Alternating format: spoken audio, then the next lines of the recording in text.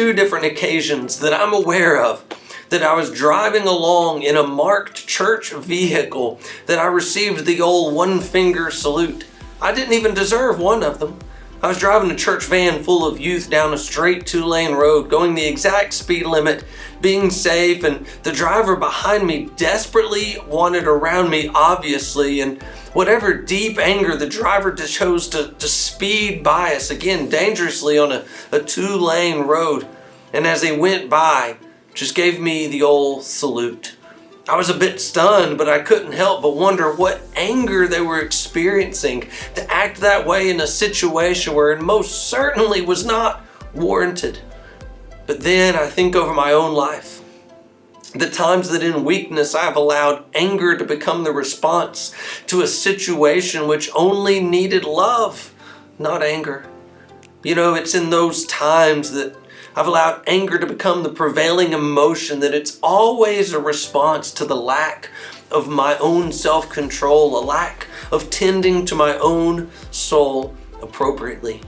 Whether it's anger at home, anger at work, and yes, even road rage, the way of Jesus is not anger, but of peace and of love. You see how quickly we can allow ourselves to be found in a weakened spiritual state, allowing the sinful emotions to come in first as opposed to the self-control which we should live in. Mark Twain said, "Anger is an acid that can do more harm to the vessel in which it is stored than anything on which it is poured." The author of Proverbs, most likely King Solomon himself, taught in Proverbs 14:29, "Whoever is slow to anger has great understanding, but he who has a hasty temper exalts folly." We find in Ecclesiastes 7:9, "Be not quick in your spirit to become angry, for anger lodges in the heart of fools." Undue anger is a symptom of a much deeper heart issue. A foolish heart, a sinful heart, an evil heart. When we allow anger to become that go-to response, be it with family, friends, traffic, the news, there's that deep heart issue that you and I need to address. Shout out to Pete Soderholm for recommending the incredible book Gentle and Lowly by Dane Ortland. And Ortland teaches that the one time Jesus speaks about his heart is in Matthew 11:29. "Take my yoke upon you, learn from me, for I am gentle and lowly in heart, and you will find rest for your souls." The heart of Jesus, who Jesus is gentle and lowly, not angry, not hardened, not calloused. You see, as I was reading the book, I wanted to pull out just a little bit from you, the beautiful book, Gentle and Lowly. Ortland writes, "And when Jesus tells us what animates him most deeply, what is most true of him, when he exposes the innermost recesses of his being, what we find there is gentle and lowly."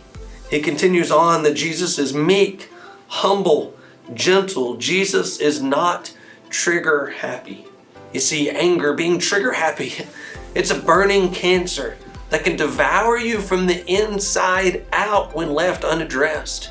It can ruin your witness in this good world. It can ruin your family. It can ruin your friendships. And that very anger can cause you to become distant from God due to your own doing and your own distancing, not His. And that's why I think in group and in prayer it will be important to address your default posture towards anger. How has anger been dealt with in your house, both as a kid and as an adult? And especially anger dealt with within your house as a child. Those moments have created your default posture towards anger as an adult. So what does that look like for you?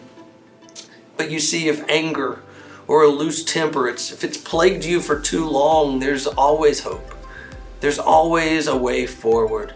A way of grace, of hope, of love, and of forgiveness. And friends, if anger fires you up a little too easily, I pray for peace and forgiveness and hope.